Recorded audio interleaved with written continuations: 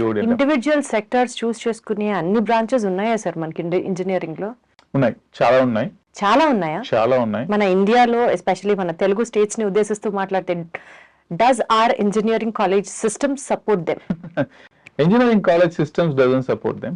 It's not yet there at the engineering college level. We are still thinking like a old school syllabuses. That's how we have been thinking about this.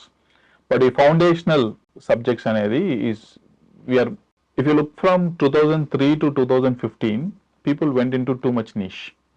Okay, because for example, if you have to name, be very specific so that audience ki clear ga dum. Okay, let's say biomedical engineering. Biomedical, right? Okay, at the age of 19, you go into biomedical engineering, getting a job, unless you are the top level, it's going to be very hard. Nanotechnology in konja chesaru. Okay, you're not going to get a job in nanotechnology no matter what. And even let's say computer science and AI, too much specialization in early days is always going to affect you. Okay, so and similarly malla chusukunnarante mechatronics, right? Too much specialization. You cannot do specialization in your UG.